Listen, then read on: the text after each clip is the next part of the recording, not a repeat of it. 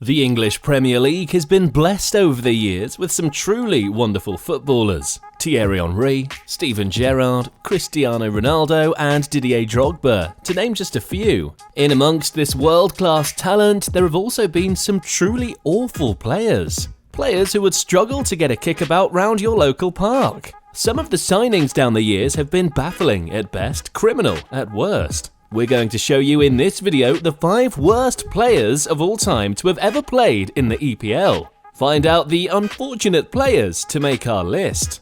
Number 5. Winston Bogard. You might be thinking, who? And you have good reason to think this. Winston Bogard was a centre-back who spent 4 years at Chelsea. In those 4 years, he managed to play a whopping 11 games. Only 11 games. That's an average of just under 3 a season. And to top it off, he earned £10 million in wages from Chelsea in that period. Or in other words, almost £1 million per game played. Even Winston admitted he was one of the worst buys in PL history. We would certainly agree. So, 11 games in 4 years. Surely there can't be a player that has a worse record than that. Well, yes, there is, and he's coming up next. Number 4. Bebe. If you thought Winston Bogard's record was bad, then Bebe's is even worse. Bebe was signed by legendary manager of Manchester United, Sir Alex Ferguson. Famously, Sir Alex broke one of his golden rules when signing Bebe, and that was signing him without ever watching him play. Not good when you see how he struggled in the Premier League. He only managed to play 7 times for Manchester United in 4 years. Safe to say, one of the worst signings in Premier League history. Now onto the top 3 on this unfortunate list. Number 3. Milton Nunez. Milton who?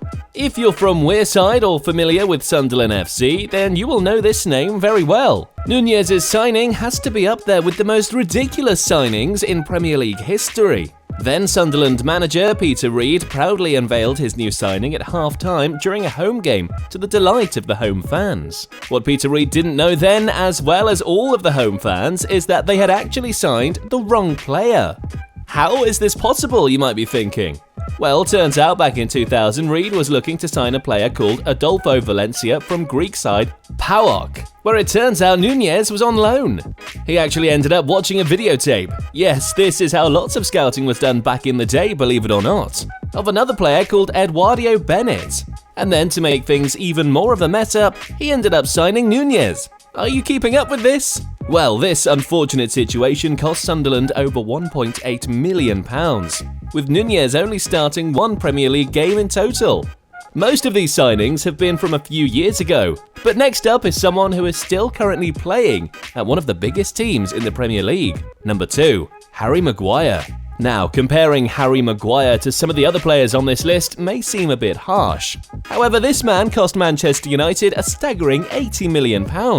That's more than some entire clubs are worth. Since his arrival, it has become extremely clear that he's out of his depth. Maybe the price tag has been too much for him to handle. Who knows? Whatever it is, he's looked like a fish out of water on many occasions. He scored own goals, made plenty of defensive errors, been out of position regularly, and has been the cause of many a funny meme and video clips with his comical defending. Harry Maguire has to go on this list when you compare the transfer fee against his performances and ability. There are not many worse deals in Premier League history.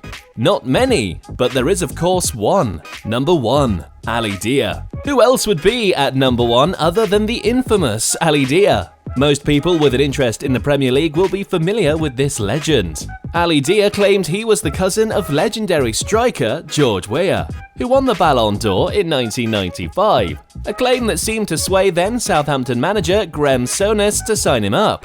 He also was a little, how would you say, fast and loose with the truth on his CV, to put it mildly. He claimed to have played internationally for Senegal.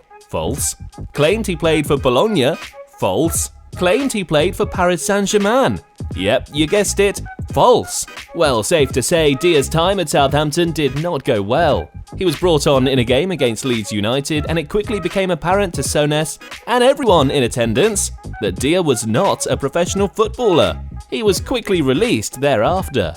Daei was the original and most successful football hoaxer of all time, and that's why he tops our list. Many people have since tried to pull off this stunt, but none more effectively than Daei. When all said and done, this man goes down as an English Premier League legend and without doubt, the worst player to ever play in the league.